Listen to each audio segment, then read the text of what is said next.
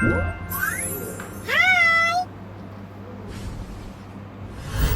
Riri, kumpulan dongeng dan cerita anak.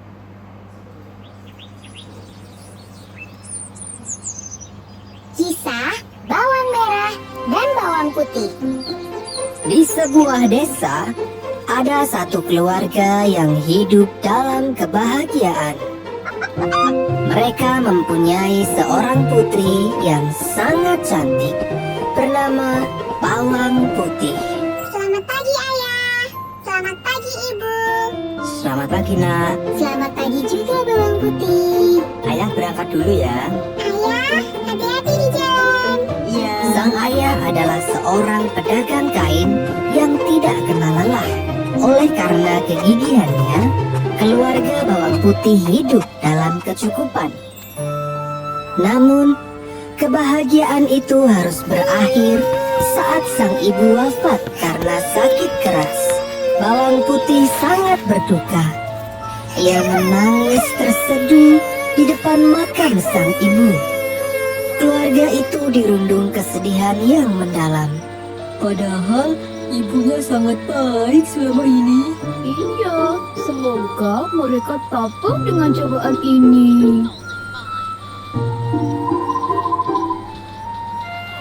Semenjak kematian ibunya, Bawang Putih selalu membantu ayahnya untuk mengurus rumah. Aku kangen ibu.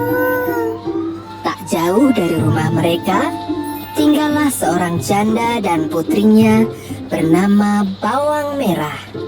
Kasihan ya bawang putih. Iya, padahal mereka hidup dalam serba kecukupan. Permisi. Ya. Hai bawang merah. Hai bawang putih. Ayahmu ada di rumah. Ayah, ada tamu. Siapa ya? Oh, ada Bawang Merah. Kami membawakan sedikit makanan untuk kalian. Wah, terima kasih sekali. Maaf jadi merepotkan. Mari silahkan masuk. Hal ini membuat Bawang Putih dan sang ayah merasa bahagia.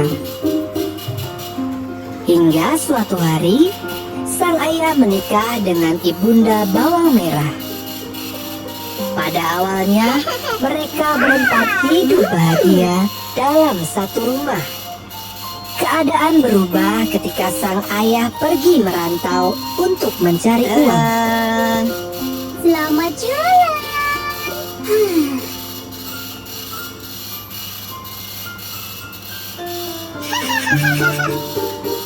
Hei bawang putih, malas sekali kamu itu. Cepat bersihkan ruangan ini. Bawang Putih mulai disuruh-suruh untuk mengerjakan pekerjaan rumah. Keesokan harinya, Bawang Putih disuruh ibunya untuk mencuci baju di sungai. Aku lapar sekali. Ih, kadang bikin kaget saja. Hah? Baju ibu hanyut. Bagaimana ini? Karena takut dimarahi, ia pun menyusuri pinggiran sungai untuk mencari baju itu. Aduh, air sungainya deras sekali. Semoga bajunya bisa menepi. Sampai akhirnya, ia bertemu dengan seorang nenek yang sedang memegang baju milik ibunya. Maaf, Nek. Itu baju milik ibuku. Tolong kembalikan. Jika kamu ingin baju ini, tinggallah selama 1 minggu dan bantu aku untuk mengerjakan pekerjaan rumah. Bawang Putih pun menyetujui permintaan nenek untuk tinggal di rumahnya selama 1 minggu. Selama berada di rumah nenek, Bawang Putih sangat rajin. Dia merasa senang bisa membantu membersihkan rumah, mencuci baju, dan memasak. Setelah 1 minggu, sang nenek menyiapkan 2 buah labu untuk Bawang Putih. Nah, bawang putih, pilihlah di antara 2 labu ini untuk kau bawa pulang. Dia melihat kedua labu yang berbeda ukuran tersebut. Aku pilih labu yang kecil saja, Nek. Ternyata bawang putih memilih labu yang berukuran kecil untuk dibawa pulang. Terima kasih, Nek. Sekarang aku pulang dulu. Hati-hati, bawang putih. Bawang putih pun pulang ke rumah sambil membawa labu itu. Semoga nanti aku tidak dimarahi ibu karena tidak pulang. Ada si kodok. Kamu yang membuat baju ibu hanyut. Kamu tidak boleh berbuat nakal lagi ya. Labunya sungguh berat. Pasti rasanya enak. Ia pun langsung membelah labu itu. Betapa terkejutnya ia melihat labu tersebut berisi perhiasan berupa emas dan permata. Mendengar teriakan bawang putih, bawang merah dan ibunya segera menghampirinya. Mereka terkejut melihat banyaknya perhiasan yang dibawa bawang putih. Serahkan semua perhiasan itu kepadaku. Jangan, Ibu. Wah. Dengan kejam, ibunda bawang merah merebut semua perhiasan itu, tak menyisakan satupun untuk bawang putih. Bawang merah, pergilah ke rumah nenek itu dan minta labunya. Baik, Ibu. Aku tidak akan mengecewakanmu. Hahaha, anak pintar kamu. Karena serakah, sang ibu mengutus bawang merah pergi ke rumah sang nenek. Bawang merah berpura-pura mencari baju yang hanyut, sama seperti kejadian bawang putih. Sang nenek pun meminta bawang merah untuk tinggal selama 1 minggu. Berbeda dengan bawang putih, bawang merah sangatlah malas. Ia tidak pernah membantu nenek sekalipun. Setelah 1 minggu berlalu, bawang merah pun pulang ke rumah dan membawa labu yang paling besar dari nenek. Ia sangat senang dengan labu itu dan berpikir isinya akan jauh lebih banyak dari milik bawang putih. Setelah bawang merah sampai di rumah, ia dan ibunya segera membelah labu itu. Mereka membelah labu itu dengan perlahan. Ternyata yang keluar dari dalam labu adalah binatang-binatang beracun. Bawang merah dan ibunya melarikan diri ke hutan. Mereka sangat takut dengan kejadian itu dan tidak pernah kembali lagi ke rumah. Tak lama kemudian, sang ayah pulang dari perantauan. Ia telah mendengar kejahatan istri dan anak tirinya itu. Bawang putih, apakah kamu baik-baik saja? Ayah sangat khawatir denganmu. Aku baik-baik saja, Ayah. Aku sangat senang Ayah akhirnya pulang. Ayah bawang putih pun berjanji tidak akan pernah meninggalkan putrinya itu. Akhirnya, mereka pun hidup bahagia selamanya. Nasihat dari cerita ini adalah kita tidak boleh serakah terhadap harta, karena keserakahan hanya akan membuat kita celaka. Yuk dukung Riri dengan menekan tombol subscribe.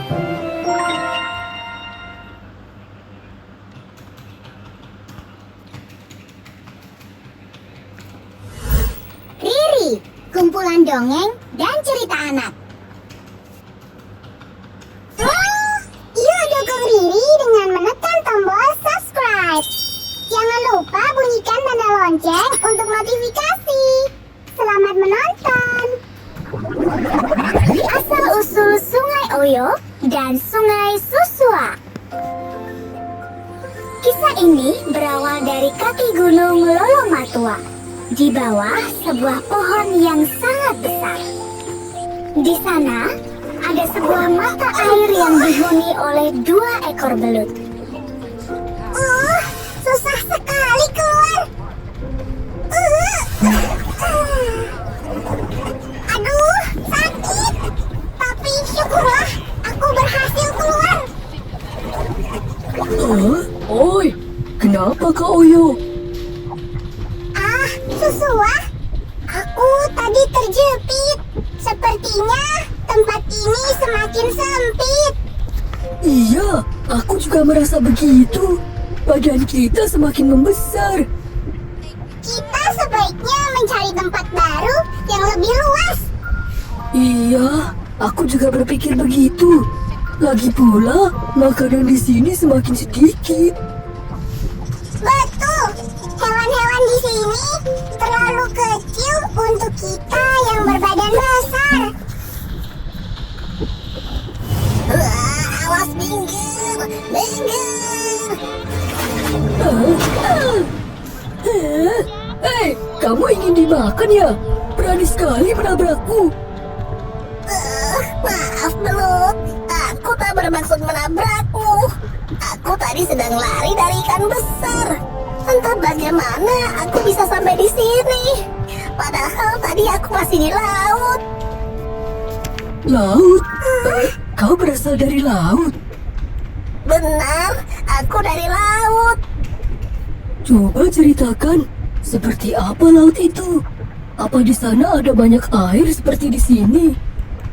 Tentu saja, laut itu penuh sekali dengan air. Apa di sana juga banyak makanan? Tentu saja, di sana ada banyak makanan. Ikan kecil, ikan besar, ikan sangat besar. Jangan makan aku, kalian bisa makan saja ikan-ikan yang di laut sana. Oh, pas sekali. Iya, sekarang kita tahu harus kemana. Baiklah, besok pagi subuh ketika ayam berkokok, kita pergi ke laut. Di saat itulah air pasang. Berjanjilah, kita berangkat meluncur bersama. Siap, Susua. Hehehe. Hari pun berlalu. Pagi itu, Oyo bangun terlebih dahulu. Susua, kamu sudah bangun belum? Ayo, kita berangkat.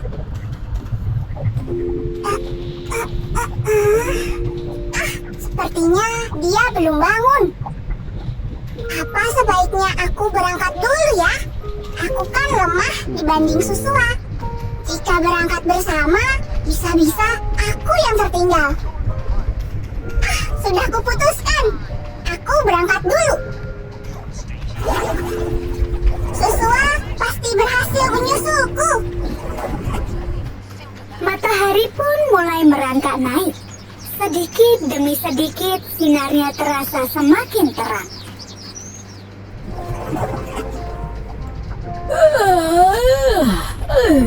Sudah pagi rupanya. Oh ya, ayo bangun. Ayo, di mana kau? Ayo berangkat sekarang. Di mana dia? Jangan-jangan dia sudah berangkat duluan. Dia meninggalkanku. Dia melanggar janji. Aku bersumpah dia akan tersesat mencapai laut. Sementara itu, Oyo mulai kebingungan. Dia tidak bisa menemukan arah yang tepat. Dia berenang membelah ke arah barat Nias, membuat jalur yang berkelok-kelok indah. Berbeda dengan Susua, rasa marah karena ditinggal membuatnya membelah arus ke arah selatan, membentuk jalur yang sangat lurus langsung menuju ke laut. Susua pun berhasil mencapai laut lebih cepat daripada Oyo. Jalur berkelok yang dibuat oleh Oyo kini dikenal dengan nama Sungai Oyo. Sedangkan jalur lurus milik Susua dikenal dengan nama Sungai Susua. Saat ini, Sungai Susua yang berarus deras langsung bermuara ke laut. Sungai ini berada di desa Bawo Otalua, Kecamatan Lahusa, Kabupaten Nias Selatan. Sementara itu, Sungai Oyo cenderung berarus tenang. Berada di desa Pitaya, Kecamatan Tugala Oyo, Kabupaten Nias Utara.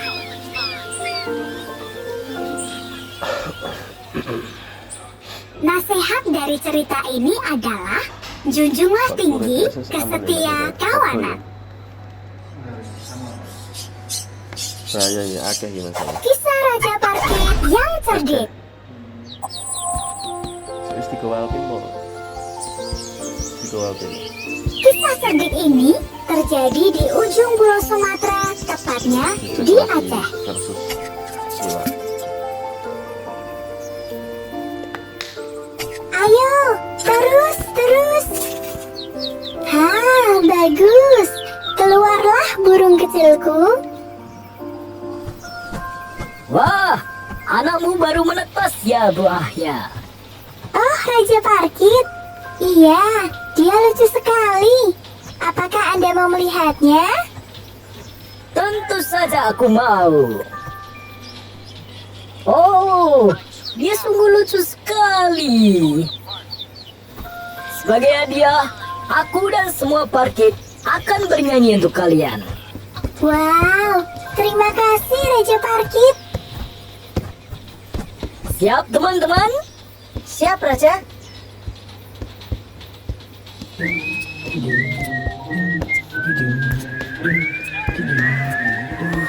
Suara Parkit yang begitu merdu terbawa oleh angin hingga jauh. Mujur sekali hari ini. Aku bisa bertemu dengan burung parkit. Wah, apa ini? Jaring. Sekali tertangkap, langsung dapat banyak. Aku bakalan kaya. Bagaimana ini Raja Parkit? Kita tertangkap manusia. Tenanglah, aku punya ide. Semuanya, dengarkan aku. Sementara itu, pemburu membawa burung Parkit itu ke rumahnya. Nah, ku pindahkan dulu ke sangkar. Kok tiba-tiba sepi, tidak berkicau sama sekali. Hah, parkitnya mati. Masa mati sih? Bagaimana mungkin? Apa aku membawanya kurang hati-hati ya? Hah, aku harus mengubur mereka. Hah, tidak jadi dapat uang, malah harus menggali kubur.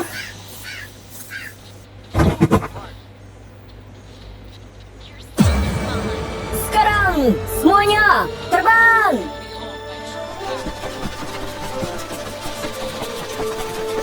Apa? Mereka tidak mati. Bagaimana bisa aku tertipu? Ada yang ketinggalan satu. Gawat, kakiku tersangkut jaring. Ternyata aku masih beruntung. Kau akan kujual dengan harga mahal.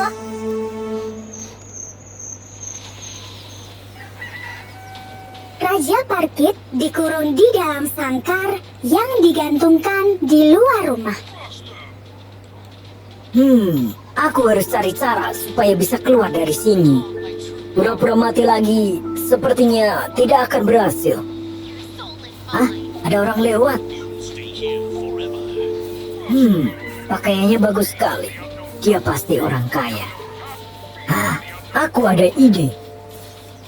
Raja Parkit pun bernyanyi dengan sangat merdu. Dia berusaha menarik perhatian saudagar kaya itu. Oh, bagus sekali suara burung Parkit itu. Aku ingin sekali memilikinya. Saudagar kaya itu menemui si pemburu dan menawarkan uang yang sangat banyak. Pemburu pun menyetujuinya. Ayo kita pulang, Parkit. Berkicaulah yang merdu untukku. 2 hari kemudian, Raja Parkit tak pernah bernyanyi lagi. Dia pura-pura lemah dan tidak berdaya. Kenapa sekarang ia tak mau bernyanyi? Apakah dia sakit? Mungkin saja dia sudah terlalu tua, sehingga tak bisa berkicau lagi. si saudagar melepas Raja Parkit ke alam bebas. Begitu lepas, Raja Parkit pun segera terbang dengan semangat. Raja Parkit memang sangat cerdas. Kini, dia bisa bebas dan berkumpul kembali dengan teman-temannya.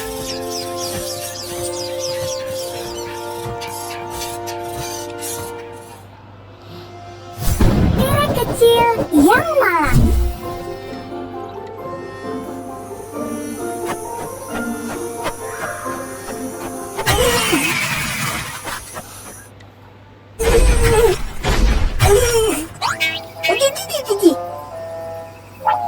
Aduh, pagi-pagi sudah terluka. Gua ini terlalu kecil untuk ditinggali. Sebaiknya aku cari rumah lain saja.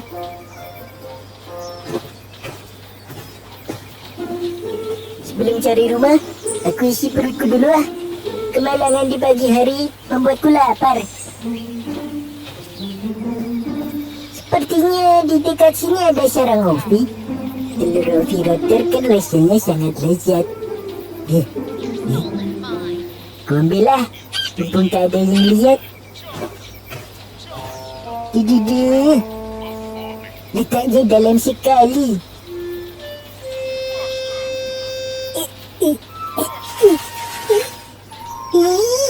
Sisa sekali. Dah nyampe.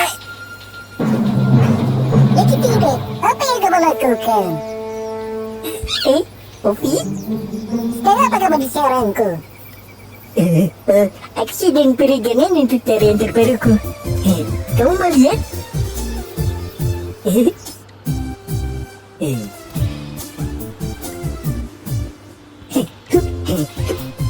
Hupla.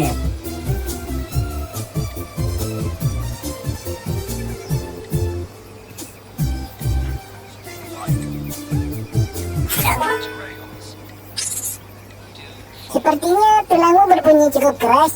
Kamu baik-baik saja? Apa? Itu bagian dari tarian baruku kok. Keren kan? Yaudah, aku pergi dulu ya Ovi. Sampai jumpa. Iya Lucky, hati-hati. Aduh, bukannya dapat makanan, malah punggungku encok. Sebaiknya aku istirahat dulu saja. Nah, itu tempat yang cocok untuk mengistirahatkan punggungku. Sebab ini sungguh nyaman, empuk sekali. Tidur dulu.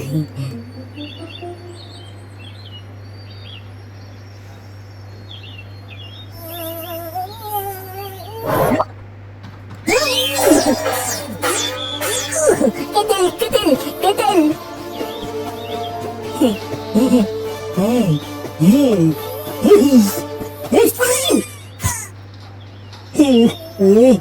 Badannya tidak cocok untuk istirahat. Aku pergi dari sini saja.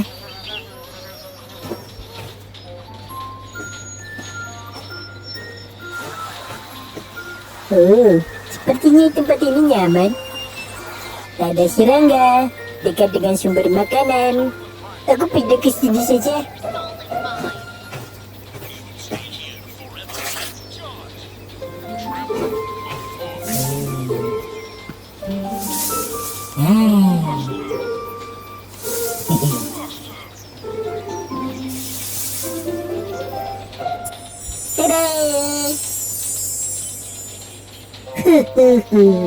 Aku memang perancang rumah yang keren.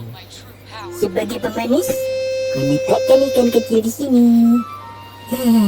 Rumah yang empuk, bebas dari kumbang, dan dekat dengan sumber makanan.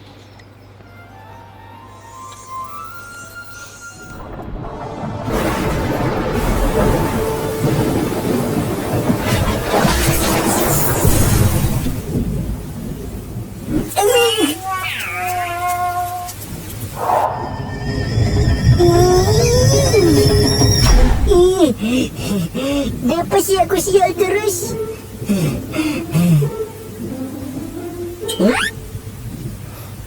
ikanku terbakar. Yes, setidaknya aku beruntung. Aku jadi bisa makan ikan.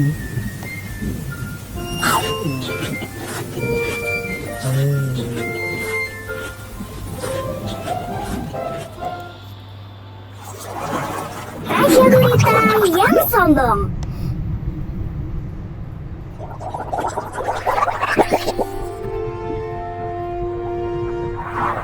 Teman-teman, cepat sembunyi. Okto si gurita datang. Sembunyi, sembunyi. Bisa gawat kalau sampai ketemu.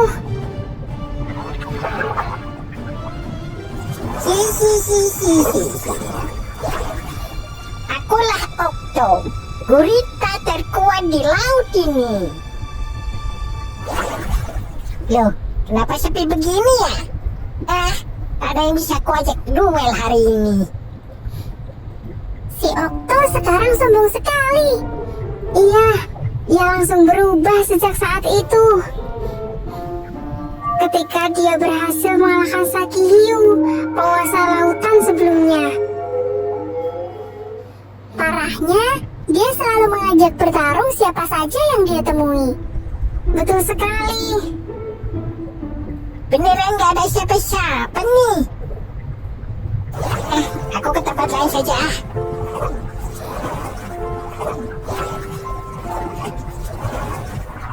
Itu mana sih ikan pari? Coba aku ajak latihan duel lah. Hei Mate, maukah kau ajak latihan duel? Aku ingin mengasah kemampuanku. Ah, tidak. Aku sedang malas duel denganmu. Tak kusangka, pantai ikan pari yang konon katanya kuat, ternyata penakut sekali. Apa kau bilang? Siapa bilang aku takut? Ayolah, kita duel sekarang juga. Rasakan kekuatanku, Okto.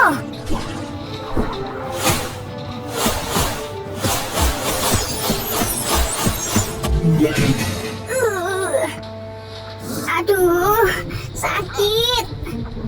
Cukup. Kuakui kehebatanmu. Aku kuat kan? Ya kan?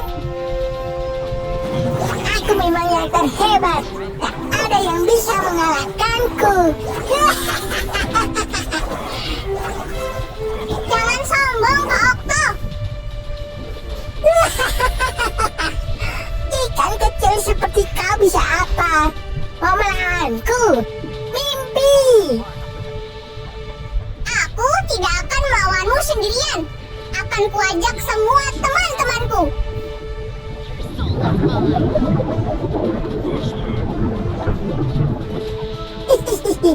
Gak masalah. Mau 500 ikan pun aku ladeni. Serang, teman-teman.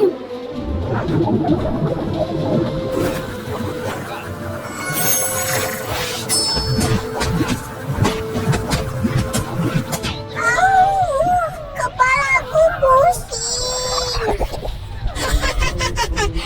Kalian menyerangku bersamaan, tapi tetap saja tidak bisa mengalahkanku. Terbukti kalau aku memang yang terkuat, bukan?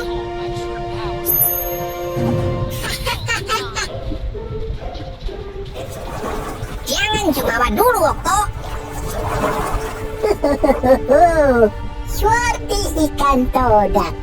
Kau juga mau menantangku? Aku mau menghentikan kesombonganmu. Kita buktikan siapa yang terhebat. Mulut penyerangku atau tentakelmu.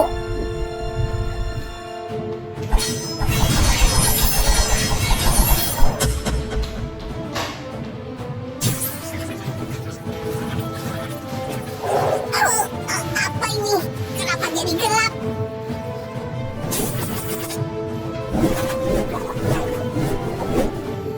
Ampun, aku menyerah. Memang akulah Raja Lautan. Oh ya, benarkah itu? Ya, kau juga meragukan kekuatanku, uci bulu babi? Aku kan belum pernah melawanmu. Jadi mana aku tahu kau kuat atau tidak. Hei, dengar ya. Aku sudah mengalahkan Sakti Hiu, Mantepari, dan Swordy Todak. Kau mau merasakan kekuatanku juga, makhluk kecil? Ya, boleh saja.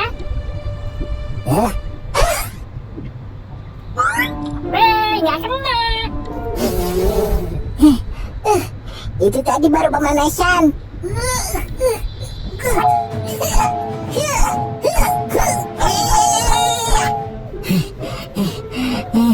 Kau kesini juga. Kenapa Okto? Kau capek?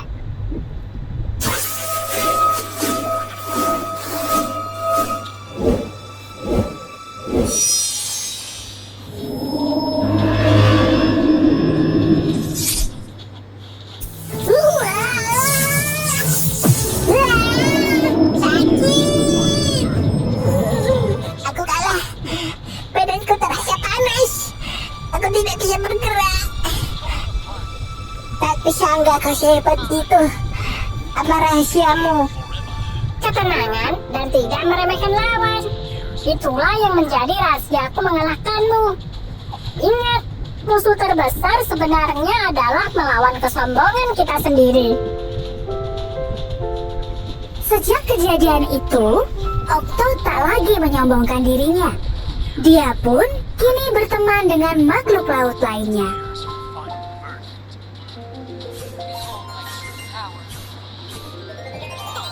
Kelinci dan telur hias.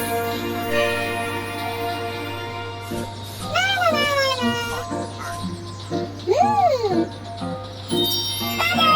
Jadi deh telur hiasku. Warna oke. Motif juga oke. Siap untuk dilombakan di festival musim semi. Semoga tahun ini aku menang lagi. Nah, mari kita jemur dulu. Mataharinya lumayan terik. Pasti bisa langsung kering. Oke, akan ku tinggal beres-beres dulu. Tidak jauh dari rumah Pasko, sepasang mata sedang mengamati.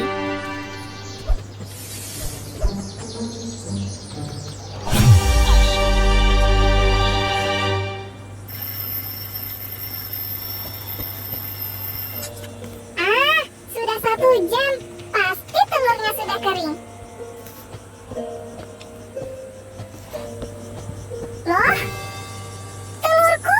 Wah! Telurku hilang! Siapa yang mengambilnya? Wah! Telurku hilang!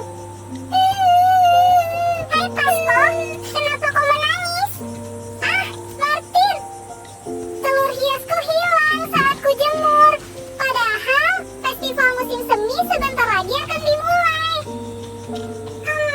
Kau juara berturut-turut. Pasti banyak yang mengincar telurmu tahun ini. Jangan khawatir, Pasko. Aku akan membantumu mencarinya. Benarkah kamu bisa menemukan pencurinya? Tenang saja, kita punya petunjuk yang mengarah si pencuri. Lihatlah di sana. Ada bercak-cat di sini. Pasti pencuri itu mengambil telur ketika masih basah. Cat itu terus menetes. Dan kita tinggal mengikutinya.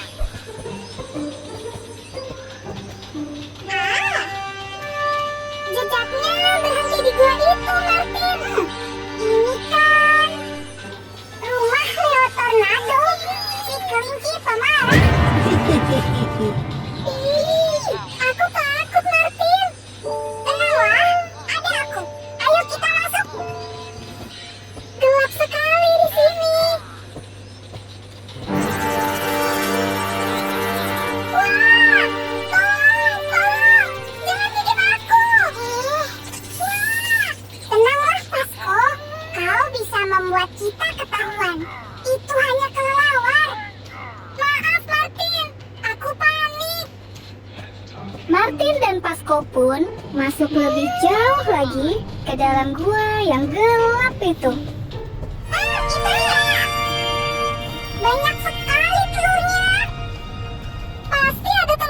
sana.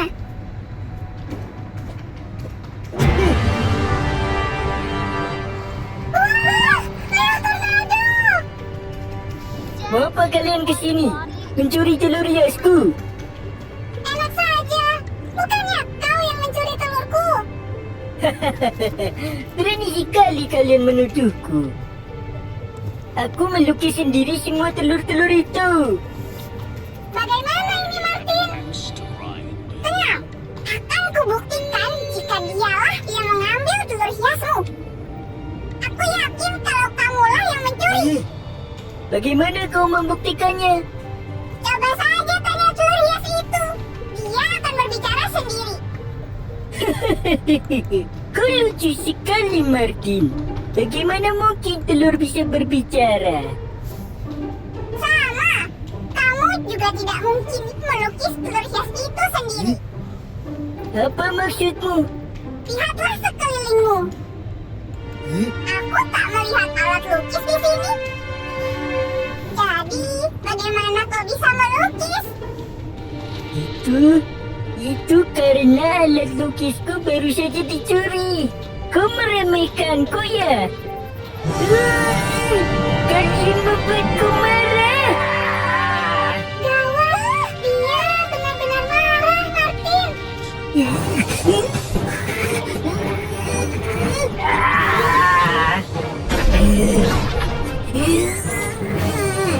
Bagaimana ini, Martin? Lari, Pasko, lepaskan telurnya.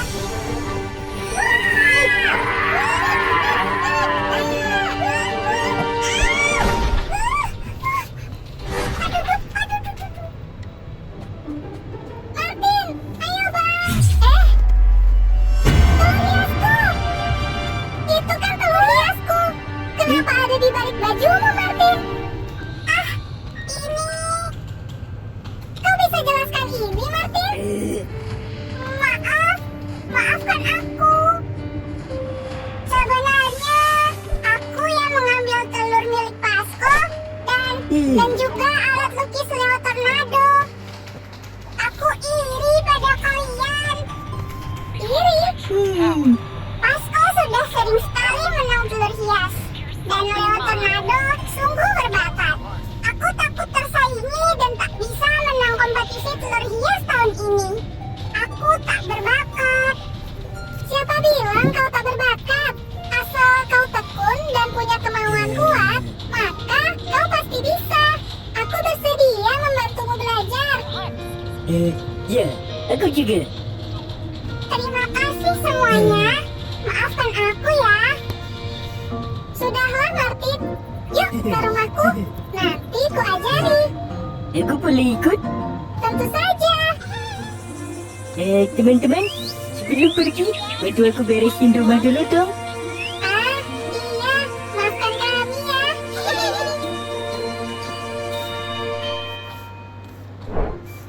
Sedang mencari buku dongeng yang lengkap. Ada Riri yang siap menemanimu.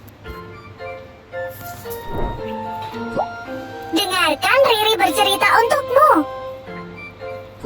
Keledai yang ingin menjadi anjing. Tidak sampai di situ, masih ada hal yang lebih mengejutkan peternak. Keledai kemudian melompat ke atas pangkuan peternak. Karena badannya besar, ia tidak bisa duduk dengan seimbang. Tubuhnya terguncang-guncang. Semua anggota keluarga mulai menjerit.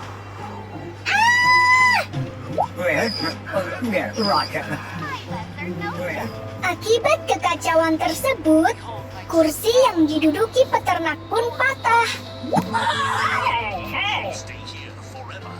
Mau tahu kelanjutan ceritanya? Ayo gabung bersama Riri.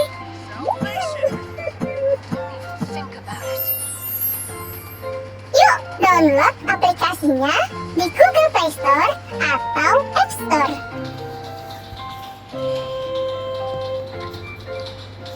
Ini berawal dari kaki gunung Lolomatua. Di bawah sebuah pohon yang sangat besar. Di sana ada sebuah mata air yang dihuni oleh 2 ekor belut. Susah